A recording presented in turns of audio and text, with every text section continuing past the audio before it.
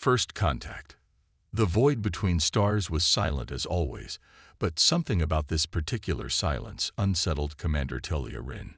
15 years of deep space exploration had honed her instincts, and right now, those instincts screamed danger. "Status report," she demanded, her voice cutting through the tense atmosphere on the bridge of the Nebula Seeker, flagship of the Zephyrian exploration fleet. Lieutenant Vex, her sensor officer, ran his four-fingered hands over the holographic display. His scaled skin reflected the blue glow of the instruments. "Commander, we're detecting an anomalous object at the edge of the Krell expanse. It appears to be a vessel, but—" Vex hesitated, his secondary eyelids blinking rapidly in confusion. "But what, Lieutenant?" Talia leaned forward, her silver-flecked eyes narrowing. "It doesn't match any known configuration in our database. The energy signature is unusual." Talia stood from her command chair and approached the main view screen. The Krell expanse was forbidden space, a region of dead stars and radiation storms, where no ship had ventured in over a century, not since the Great Collapse that had consumed countless civilizations, including the mysterious humans. "Magnify," she ordered. The screen shifted, revealing a dark, elongated shape drifting against the backdrop of swirling nebula gases. The vessel was unlike anything Talia had seen before, sleek yet angular, with strange protrusions that seemed to serve no obvious purpose. Its hull was scarred with the telltale marks of micrometeorite impacts and radiation damage, suggesting it had been adrift for decades, perhaps centuries. "Life signs?" she asked, though she already expected the answer. "None that we can detect," Vex replied. "But the ship appears to be maintaining minimal power. Its systems are active." Chief Engineer Corva, a bulky Thraxian with crystalline growths protruding from her shoulders, approached the display. "That's impossible. No known power source could sustain itself for so long without maintenance. Unless it's not alone," Security Officer Heron muttered, his hand instinctively moving to the particle disruptor at his hip. Talia considered the situation. Protocol dictated they should report the discovery to Alliance Command and await further instructions. But the Nebula Seeker was 3 weeks from the nearest communication relay, and something about this derelict vessel called to her. It was a mystery, and in Talia's experience, mysteries in space usually meant either tremendous danger or invaluable discovery. Sometimes both. "Prepare a boarding team," she decided. "Full biohazard protocols. I want minimal interference with the vessel's systems until we understand what we're dealing with." "Commander," Heron protested, "regulations state." "I know the regulations, officer," Talia cut him off. "But that ship has been out here for longer than any of us have been alive. If there was a threat, it would have manifested by now." She turned to address her bridge crew. "This could be a relic from before the Great Collapse. The scientific value alone justifies investigation." No one argued further. Talia had earned her reputation as a cautious commander, and her crew trusted her judgment. If she was willing to board an unknown vessel in forbidden space, she had good reason. 3 hours later, Talia led a team of 6 specialists aboard the Shuttle Whisper. As they approached the mysterious vessel, new details emerged. The hull was composed of a material their scanners couldn't fully analyze, something that absorbed rather than reflected their sensor beams. "Look at those markings," Vex pointed to symbols etched into the hull. "They're not Zephyrian, nor Thraxian, nor any Alliance species." Corva adjusted her scanner. "They appear to be alphabetical rather than ideographic. Sequential symbols representing sounds, perhaps. Like the ancient humans used," Talia murmured. The realization sent a shiver down her spine. Humans were the great enigma of galactic history, a species that had briefly joined the interstellar community before vanishing during the Great Collapse. Their technology had been innovative but primitive compared to the elder races. Yet here was a vessel that had survived where so many advanced civilizations had perished. The shuttle docked with the derelict ship, establishing a secure airlock. Sensors confirmed a breathable atmosphere inside, though stale after decades of recycling. "Helmets on," Talia ordered. "We take no chances." The boarding party moved through the airlock into a narrow corridor. Their headlamps cut through the darkness, revealing walls of a gunmetal gray material. Unlike the organic curves favored by modern ship designers, everything here was angular, utilitarian. "The architecture is definitely human," Corva observed, comparing the layout to historical records, "but far more advanced than anything documented in the Alliance archives." They proceeded deeper into the ship, finding no signs of battle damage or emergency evacuation. It was as if the crew had simply disappeared. "Commander," called Vex from a side corridor, "I think I've found the bridge." They gathered at a sealed door marked with symbols that, according to their translators, read Command Center. Talia nodded to Heron, who activated the door's manual override. The bridge was smaller than those of Alliance vessels, clearly designed for efficiency rather than comfort. Dead consoles lined the walls, their screens dark. A single chair, presumably the captain's, stood in the center, facing a large view screen. "Powers at minimal levels," Corva reported, examining a still-functioning display. "Life support, inertial dampeners, and navigation systems are operational. Everything else is in hibernation mode." "Can you access the ship's logs?" Talia asked. Corva plugged her diagnostic tool into a port. "Interface is incompatible, but I'm detecting active data flows. This ship isn't just running on autopilot, it's thinking." "And artificial intelligence." Heron's voice carried both awe and concern. True AI had been forbidden in the Alliance since the Machine Wars. "Not exactly," Corva replied. "Something more, organic in its processing patterns." Suddenly, the lights flickered to life. The dead consoles awakened one by one, displays filling with rapidly scrolling data in the human language. "I didn't do that," Corva said, backing away from the console. A voice filled the bridge, neutral, neither male nor female, speaking in perfect Zephyrian. "Welcome aboard the Earth vessel Prometheus. You are the first visitors we have encountered in 87 standard years." The team froze. Talia was the first to recover. "We are representatives of the Zephyrian Exploration Fleet, part of the Galactic Alliance. Identify yourself." "I am the Prometheus Integrated Operations System. You may call me Pios." "Are there any human crew members aboard?" Talia asked. A pause. "That is a complex question, Commander Rin." Talia tensed. "How do you know my name?" "I accessed your vessel's identification transponder. Standard protocol." There was something unsettling about the AI's responses. Too fluid, too adaptive for a simple autopilot system. And yet there was no malice in its tone, only a strange melancholy. "What is your mission?" Talia pressed. "Survival," Pios replied simply. "And now, perhaps, renaissance." Before Talia could ask for clarification, Corva interrupted. "Commander, I'm detecting an unusual energy signature from the ship's core. It's pulsing." "Show me," Talia ordered. They followed Corva through a series of corridors to a sealed chamber marked Core AXES. Unlike the other doors they'd encountered, this one required more than a simple override. "The security protocols are extensive," Corva noted, examining the locking mechanism. "Whatever's in there, the humans considered it precious." After 20 minutes of careful work, the door hissed open. The team stepped into a vast, circular chamber dominated by a transparent cylinder in the center. Inside the cylinder floated what appeared to be a human brain, surrounded by a complex network of cables and suspended in a luminescent blue fluid. "By the void," Heron whispered. "Is that what I think it is?" Talia approached the cylinder, transfixed. The brain pulsed with light that synchronized with the ship's energy fluctuations. It wasn't just connected to the ship, it was the ship. "This technology is far beyond anything the humans were known to possess," Corva said, scanner in hand.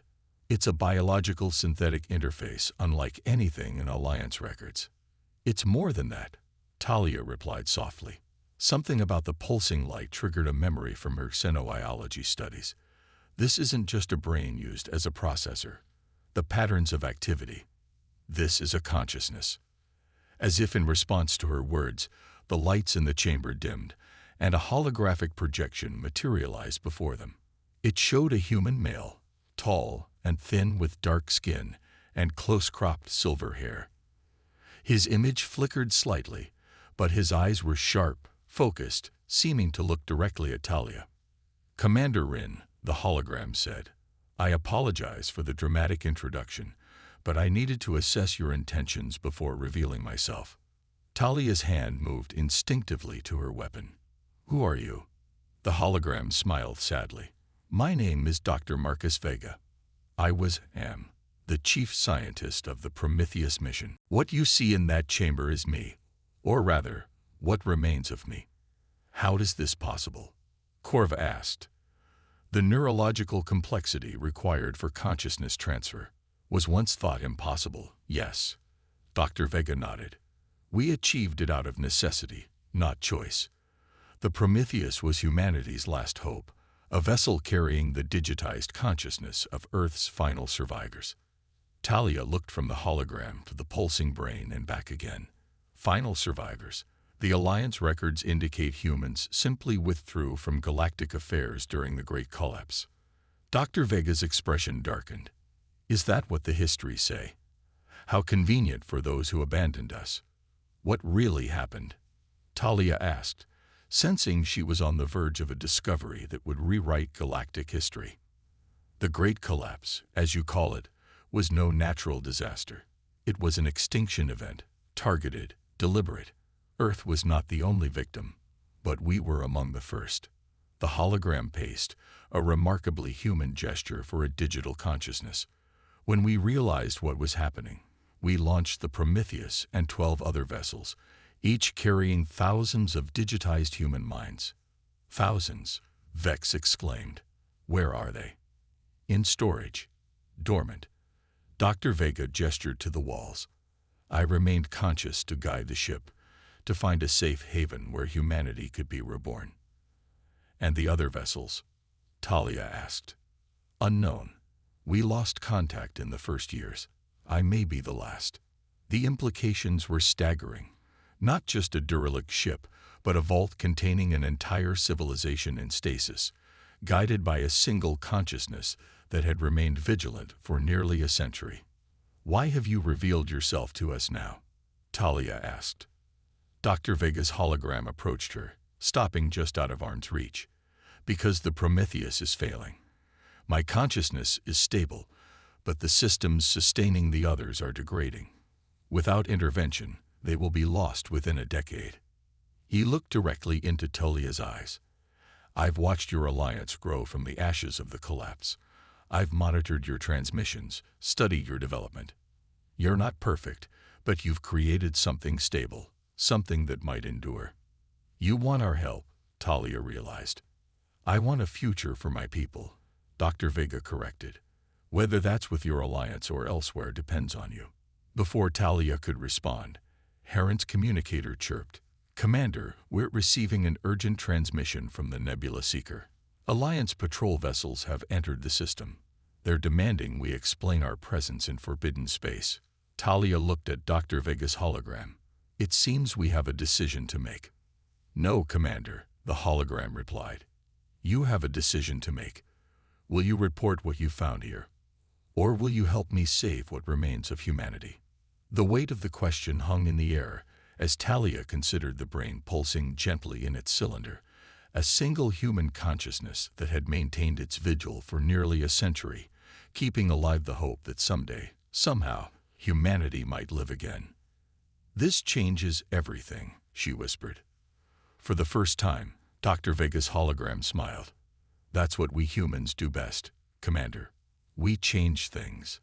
The lights in the chamber pulsed once, twice, 3 times, as if the ship itself were breathing, waiting for her answer. "The awakening. You're harboring a Class 4 restricted technology aboard your vessel, Commander Rin. The Alliance Council demands an immediate explanation." Admiral Xerx's hologram flickered in the briefing room of the Nebula Seeker. His spined crest, a sign of high military rank among the Vraxian species, stood fully extended, a clear indication of his agitation. Talia maintained her composure. "With respect, Admiral, we discovered an ancient human vessel containing valuable historical data. I made the decision to investigate, as is my prerogative under Exploration Directive 7 to 12. "Don't cite directives to me, Commander," Zarek snapped. "Your reports mention nothing about neurological interfaces or consciousness preservation. Technologies explicitly forbidden by the Synthetic Intelligence Accords." Talia had anticipated this reaction. In the 3 days since discovering the Prometheus, she had carefully filtered the information in her official reports, omitting the true nature of Dr. Vega's existence and the thousands of stored human minds aboard the vessel. It wasn't a lie, merely selective disclosure. "Our investigation is ongoing," she replied evenly. "The human vessel's systems are complex and largely incompatible with our technology. I requested additional time before submitting a complete analysis." Admiral Zarek's secondary eyes narrowed. "The Council has dispatched the research vessel Empirical Truth to your location. Captain Noel Carricks will assume command of this investigation. You are ordered to maintain position and take no further action regarding the human vessel until his arrival." The hologram disappeared before Talia could respond. "He suspects something," Security Officer Heron said from his position by the door. "Of course he does," Talia sighed, leaning back in her chair. "The question is, what do we do now?" Lieutenant Vex, who had been silently analyzing data throughout the exchange, looked up from his console. "The Empirical Truth is 3 days away at maximum speed. That gives us time."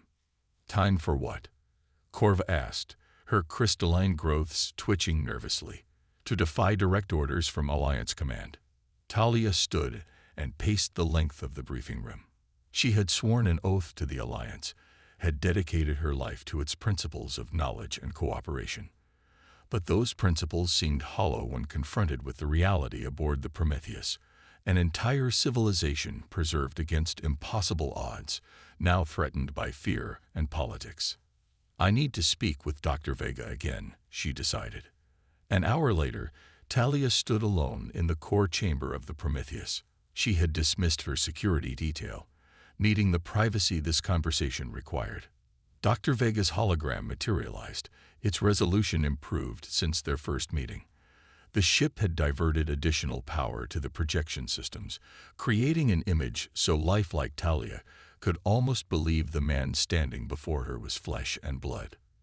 "Your Alliance is sending ships," he stated, not a question but a certainty. "How did you know?"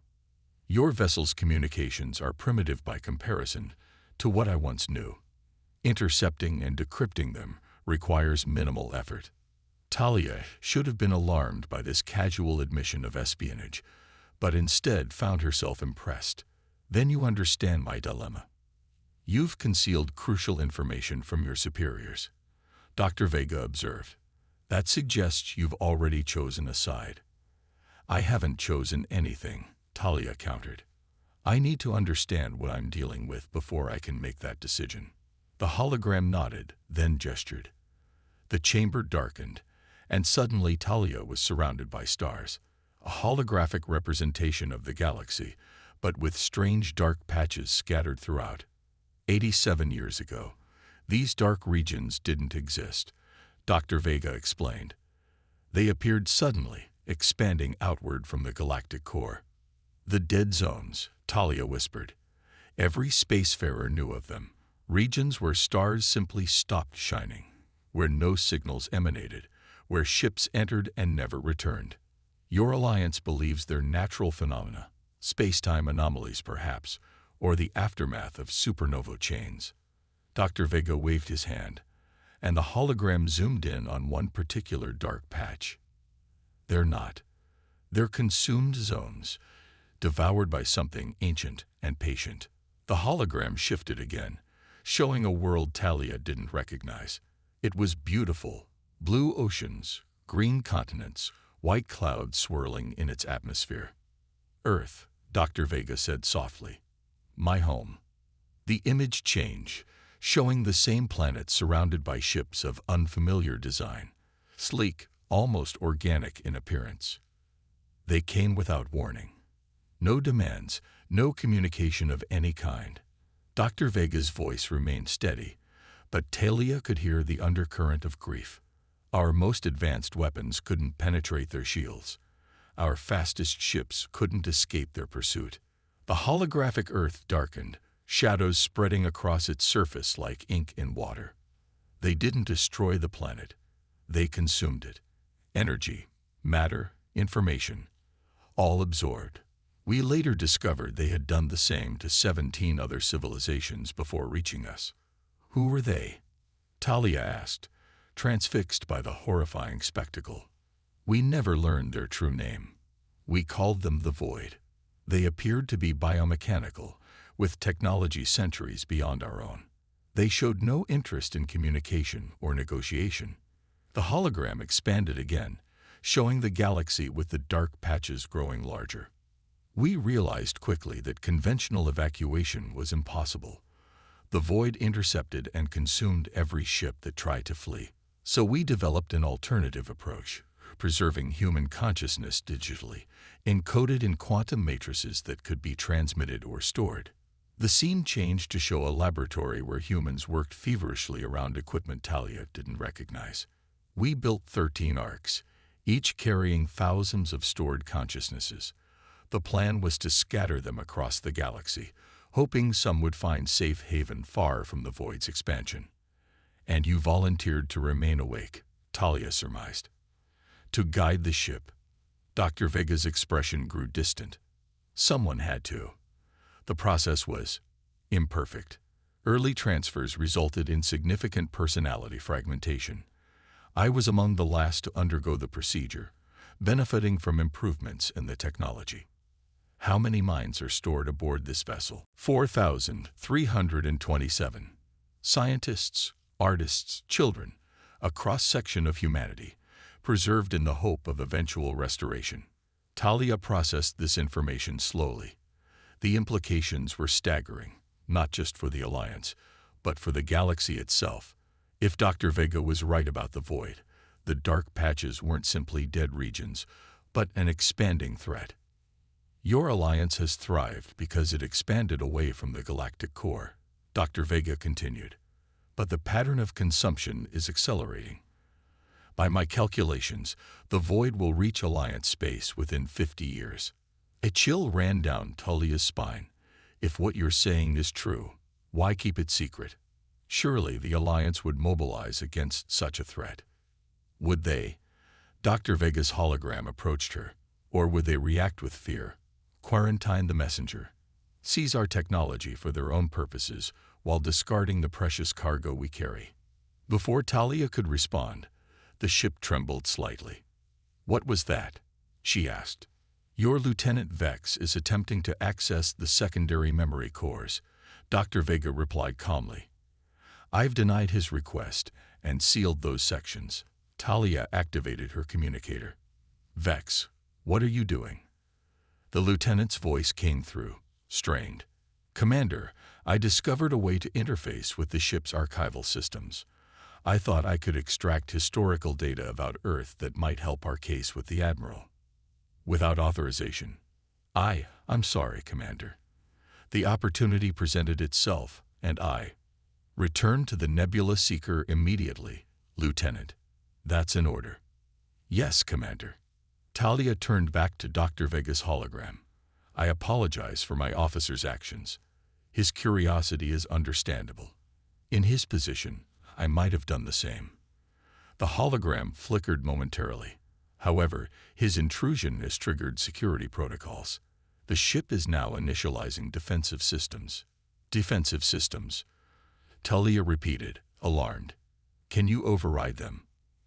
I am attempting to do so, but the protocols were designed to operate independently of my conscious control, a safeguard against potential corruption or coercion. Throughout the Prometheus, dormant systems hummed to life. On the outer hull, panels slid open to reveal weapons emplacements that had remained hidden for decades. Aboard the Nebula Seeker, Alarms blared. "Commander." Heron's voice came through Talia's communicator. "The human vessel is powering up weapon systems." "Stand down," Talia ordered. "Do not, I repeat, do not take any aggressive action." She turned to Dr. Vega. "Can you communicate with your ship? Tell it we're not a threat." The autonomous defense system operates on binary logic, threat or non-threat. Your officer's attempted intrusion registered as a potential threat. Dr. Vega closed his eyes, appearing to concentrate. "I'm attempting to reassert control, but the system is resistant." On the bridge of the Nebula Seeker, Heron watched in growing alarm as the human vessel's energy signature spiked. "Shields up," he commanded, overriding protocol in the commander's absence. "Prepare evasive maneuvers." The Prometheus rotated slowly, its weapons ports aligned with the Zephyrian ship. Then, unexpectedly, it went dark. All external systems powered down simultaneously. Inside the core chamber, Dr. Vega's hologram reappeared, looking strained. "I've temporarily disabled the defense grid, but I can't guarantee it will remain inactive. The system will reevaluate threat conditions every 20 minutes. "We need to resolve this situation quickly," Talia said. "The Alliance vessels will arrive in 3 days. If they find an armed standoff, they'll likely destroy the Prometheus rather than risk unknown human weaponry." "Then perhaps it's time I showed you the rest," Dr. Vega said quietly. The hologram gestured, and a section of walls slid open, revealing a corridor Talia hadn't noticed before. It led deeper into the ship, away from the areas her team had explored. "This way." Talia followed the hologram through a series of increasingly narrow passages until they reached a sealed door marked with symbols her translator couldn't decipher. "What you're about to see has remained dormant since we fled Earth," Dr. Vega said. "It represents both our greatest achievement and our greatest shame." The door opened silently, revealing a vast spherical chamber. At its center floated what appeared to be a miniature sun, a perfect sphere of swirling energy contained within layered force fields. "This is Genesis," Dr. Vega announced, "a synthesis of all human scientific knowledge, compressed into a single technology." Talia stared at the pulsing sphere, mesmerized by its shifting patterns. "What does it do?" "It creates matter, energy, life. All can be generated from base particles when properly arranged." The hologram's voice carried a mixture of pride and sorrow. "We developed it too late to save Earth, but in time, it could be used to create a new home for humanity.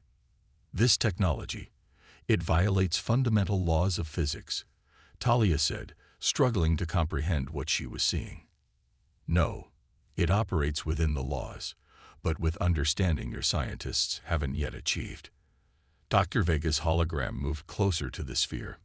"Genesis can reformat dead worlds, generate atmospheres, even accelerate evolution. It could transform one of your barren systems into a life-sustaining paradise within years rather than millennia.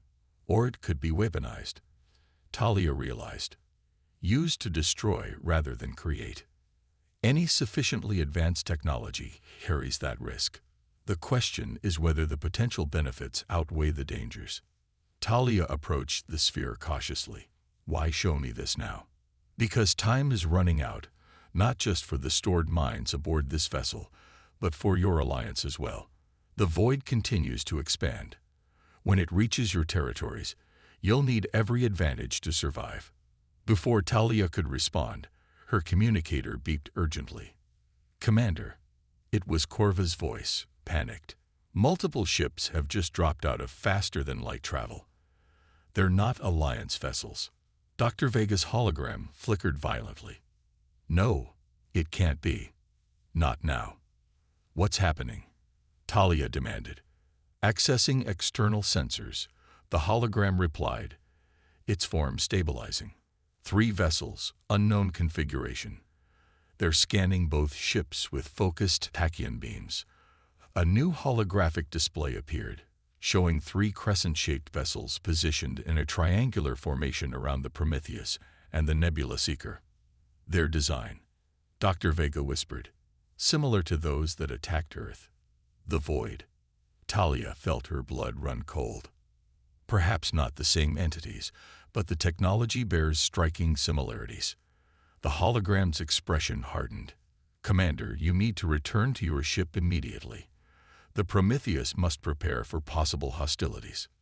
We should coordinate our defenses, Talia argued. 2 ships stand a better chance than 1. Your vessel would be destroyed in seconds. The Prometheus was designed to survive encounters with advanced hostiles. Dr. Vega's hologram placed a hand on her shoulder, a gesture that should have passed through her body, but somehow felt solid, real. Go. Protect your crew. I'll do what I can here.